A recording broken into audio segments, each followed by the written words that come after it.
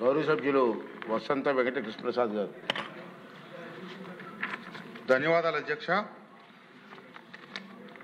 మా మైలవరం నియోజకవర్గం ఇబ్రహీంపట్నం కొండపల్లిలో 1974లో ఆనాటి ప్రధాని ఇందిరాగాంధీ గారితో శంకుస్థాపన చేసి 1980లో మొదటగా స్టేజ్ 1 కింద 210x2 యూనిట్లు ప్రారంభించడం జరిగింది అధ్యక్ష.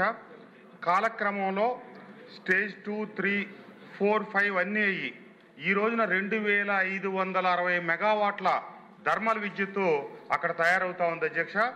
దానికి సగటున ప్రతిరోజు 35,000 టన్నులు బొగ్గు వినియోగిస్తూ ఉన్నారు అధ్యక్ష. దీంట్లో దురదృష్టవశాత్తు మనందరికీ తెలిసిందే, ఒక కారు మనం ఆ మ్యానుఫ్యాక్చరర్ ఏం చెప్తాడు, ఒక 10,000 కిలోమీటర్లు తిరిగితే మీరు సర్వీసింగ్ చేసుకోండి, లేదా 15,000 కిలోమీటర్లు తిరిగితే సర్వీసింగ్ చేసుకోమని చెప్తాడు. కానీ 1,00,000 కిలోమీటర్లు తిరిగినా ఇంజిన్ ఆయిల్ మార్చకుండా సర్వీసింగ్ చేయకుండా ఉంటే ఆ వాహనం ఏ రకమైన పొల్యూషన్ విడుదల చేస్తుందో మనందరికి తెలిసిన విషయమే. అట్లాగే VTPS గతంలో ఎన్నో ప్రతిష్టాత్మక అవార్డులు తీసుకొని ఏషియాలోని అత్యుత్తమ పనితీరు కనబరిచిన VTPS 45 సంవత్సరాలు పూర్తయిన తర్వాత ఈ రోజున ఏంటంటే గడిచిన 5 సంవత్సరాల కాలంలో జగన్మోహన్ రెడ్డి గారి పరిపాలనా కాలంలో దురదృష్టవశాత్తు ఒక్క రూపాయి కూడా మెయింటెనెన్స్కి నిధులు కేటాయించక ఈ ఇబ్రహీంపట్నం కొండపల్లి పరిసర ప్రాంతాలు మొత్తం రావాల్సిన దానికంటే స్వల్పంగా ఎక్కువ వస్తుందని మంత్రి గారు చెప్పారు అధ్యక్ష. మేము రోజు అక్కడే ఉంటాం, ప్రతిరోజు నేను అక్కడే తిరుగుతాను. కొన్ని 100 రెట్లు ఎక్కువ పొల్యూషన్ వస్తూ ఉంది అక్కడ. ఎందుకంటే కాలం చెల్లిపోయినాయి. ఇప్పుడు 45 సంవత్సరాలు అయింది మొదటి 3 దేశాలకు సంబంధించిన 1260 మెగావాట్లు స్థాపించి కేంద్ర ప్రభుత్వ నియమావళి ప్రకారం పొడిగించగా 2025వ సంవత్సరం చివర దాని కాల వ్యవధి ముగిసిపోయింది ఆ 6 యూనిట్లకి. కానీ ఇటీవల కాలం కేంద్ర ప్రభుత్వం మళ్ళీ ఇంకొక 5 సంవత్సరాలకి పొడిగింపించింది. ఇది యూనిట్లు మూసేస్తాం కదా అని చెప్పి మెయింటెనెన్స్ పూర్తిగా మానేశారు. అదృష్టం ఏంటంటే కూటమి ప్రభుత్వం అధికారంలోకి వచ్చిన తర్వాత 119 కోట్ల రూపాయలతో మెయింటెనెన్స్ కోసం లోపల సైలోలు కావచ్చు, పైప్ లైన్లు కావచ్చు, వీటికి నిధులు కేటాయించడం సంతోషకరం అధ్యక్ష. కానీ దురదృష్టం ఏంటంటే చాలా ఇబ్బంది పడుతున్నప్పటికీ ఇంతటి విపరీతమైన పొల్యూషను ఎందుకంటే ఈ 119 కోట్లలో అది నిదానంగా పనులు జరుగుతూ ఉన్నాయి. నాకున్న సమాచారం మేరకు ఇప్పుడు దాదాపుగా 50 కోట్ల రూపాయల పనే జరిగింది. ఇంకా 70 కోట్ల రూపాయల దగ్గర పని జరిగితే తప్పితే ఆ పొల్యూషన్ అనేది కొంతవరకు అదుపులోకి రాదు. రోజు 35,000 టన్నుల బొగ్గు కాల్చిన తర్వాత వచ్చే యాష్ డిస్పోజ్ చేసేటప్పుడు కొన్ని 100,000 లారీలు యాష్ రోజు రకరకాల ఇటుక పరిశ్రమలకు కావచ్చు, హైవేలకు కావచ్చు, అక్కడ యాష్ పాండ్ నుంచి బయటకు వెళ్ళిపోతా ఉంది అధ్యక్ష. ఈ వెళ్ళే క్రమంలో ఆ లారీల నుంచి కారిన యాష్, రోడ్ల మీద వెళ్ళేటప్పుడు తీసుకెళ్లే పడిన యాషు అధ్యక్ష దయచేసి బెల్లి కొట్టకండి. ఈరోజు నాకు జ్వరం వచ్చి ఆరోగ్యం బాగోపోయినా మా ప్రాంతం నెత్తి మీద కుంపట్లాగుంది కాబట్టి ఈ సమస్య వచ్చింది కాబట్టి అసెంబ్లీలో నేను దీనికోసం వచ్చాను అధ్యక్ష. దయచేసి టైం ఇవ్వండి. ఇది ఒక్క ఇబ్రహీంపట్నం కొండపల్లికే కాదు, ఏరియల్ డిస్టెన్స్ లో ఈ అమరావతికి కూడా అదే దూరం ఉంది, 5 కిలోమీటర్ల దూరంలో ఉంది. ఇది చాలా ఇబ్బందికరంగా ఉంది. అంతేకాకుండా VTPS యాజమాన్యం అక్కడ స్థానికులకి ఉపాధి కల్పిస్తుంది అనుకొని ఆనాటి పెద్దలు చెనుమోలు వెంకట్రావు గారు, మల్లెల పద్మనాభరావు గారు తదితర పెద్దలందరూ రైతాంగాన్ని ఒప్పించి ఈ భూములు ఇప్పిస్తే ఉద్యోగ అవకాశాలు వస్తాయి, ఉపాధి అవకాశాలు వస్తాయంటే ఏవి రాకపోగా చివరకు మిగిలింది ఏంటంటే బూడిద కాలుష్యం. దీనివల్ల స్థానికులకి చర్మ రోగాలు, క్యాన్సర్లు, ఊపిరితిత్తుల సమస్యలు మా ప్రాంతంలో అత్యధికంగా ఇవన్నీ ప్రబల్లాయి. 7 ఎఫెక్టెడ్ విలేజెస్ ఉన్నాయి. దానికి ఆనుకొని ఇబ్రహీంపట్నం, కొండపల్లి, మూలపాడు, జూపూడి, కిలేశ్వరం, తుమ్మలపాలెం, అలాగే ఏలప్రోలు, మన గుంటుపల్లి అనే గ్రామాల అధ్యక్ష. ఒకనాడు మొదలెట్టినప్పుడు 15-20 వేల జనాభా ఉంటే ఈ రోజు 150,000 మంది జనాభా ఈ VTPS ఆనుకొని చుట్టూ ఉన్నారు. వీళ్ళు రకరకాల కమిట్మెంట్లు ఇచ్చారు. 5వ స్టేజ్ పబ్లిక్ హీరింగ్ జరిగినప్పుడు సంవత్సరానికి 3 కోట్ల చొప్పున మేము నిధులు సమకూరుస్తాం, స్థానికంగా అభివృద్ధి కోసం CSR నిధులు ఇస్తామని చెప్పి ఇప్పటికి 9 కోట్లు ఇచ్చారు. కొంతమంది పేదలు ఆక్రమించుకున్న భూముల కింద 5 కోట్లు ఖర్చు రాసేసి చేతులు దులుపుకున్నారు అధ్యక్ష.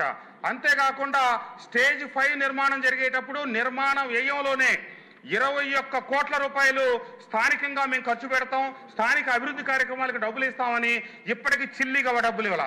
అంతేకాకుండా స్టేజ్ 5 నిర్మాణంలో పెట్టిన ఇంకొక ప్రధానమైన కండిషన్ ఏంటంటే ప్లాంట్ మొత్తం నడిచినంత కాలం స్టేజ్ 5 ప్లాంట్ మొదలైంది పోయిన సంవత్సరం. ఆ 21 కోటి కేంద్ర ప్రభుత్వం ఇచ్చిన హామీల్లో భాగం. అట్లాగే ప్రతి సంవత్సరం 4,20,00,000 రూపాయలు అక్కడ స్థానికంగా అభివృద్ధికి నిధులు ఇవ్వాలి.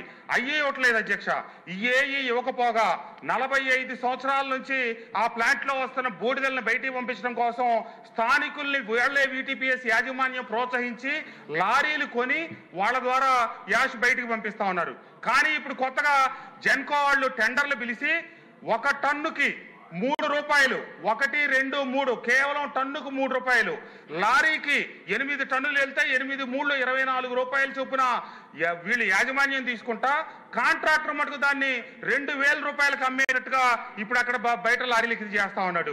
ఒక పక్క మనం ఇచ్చిన హామీలు నెరవేరలేదు, చుట్టుపక్కల ఆసుపత్రులు పెడతాం, ఈ పొల్యూషన్ ప్రభావిత ప్రాంతాలకి మేము ట్రీట్మెంట్ చేస్తాం, వాళ్ళకి నిత్యం వైద్య సేవలు ఇస్తా ఉన్నారు, అది చేయలేదు.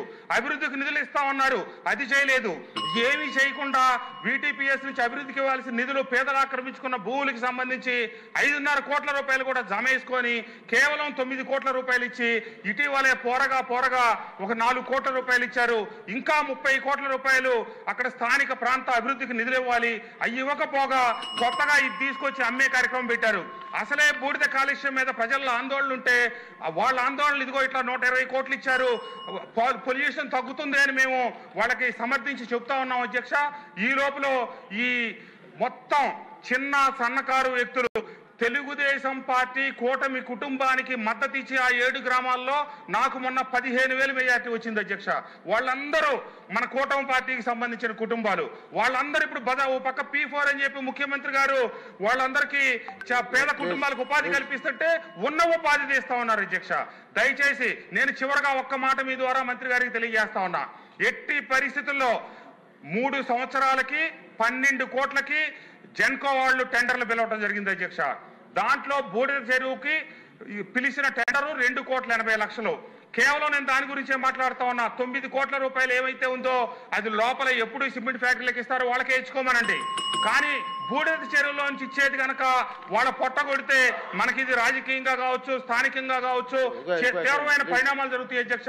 నేను 2 చేతులు ఎత్తి నమస్కరిస్తూ మంత్రి గారిని కోరేది ఏంటంటే స్థానికులకి కష్టం కలగకుండా, ఇబ్బంది కలగకుండా ఏమైతే ఆ 2,80,00,000 మీకు గనక అది తొలగించడం కష్టమైతే నేను ఈ సభాముఖంగా చెప్తా ఉన్నాను, ఆ 2,80,00,000 నా జేబులోంచి నేను డబ్బులు కడతాను. స్థానికులను మటుకు ఉచితంగా బోర్డుకి తీసుకెళ్లేటట్టుగా చేయండి అధ్యక్ష. లేకపోతే ఇది మన ప్రభుత్వానికి, పార్టీకి, అందరికీ చెడ్డ పేరు వస్తుంది. ఇది తీవ్రమైనటువంటి ఇబ్బందులు వస్తాయి, స్థానికంగా ఉద్యమాలు చెలరేగుతాయి, చాలా ఇబ్బంది జరుగుతుందని సభాముఖంగా మంత్రి గారికి తెలియజేస్తూ వారిని మరొక్కసారి ఇది వాయిదా వేయాలని కోరుకుంటా ఉన్నాను అధ్యక్ష. ఇప్పుడు కృష్ణప్రసాద్ గారు మీరు కూర్చున్నట్టు లేదు, ఆన్సర్ ఇచ్చినట్టు ఉంది. చెప్పాల్సి మినిషి గారు. ఎమ్మెల్యే స్పీకర్ సార్, ఎమ్మెల్యే గారు చెప్పినట్టు ఏ స్థానికులు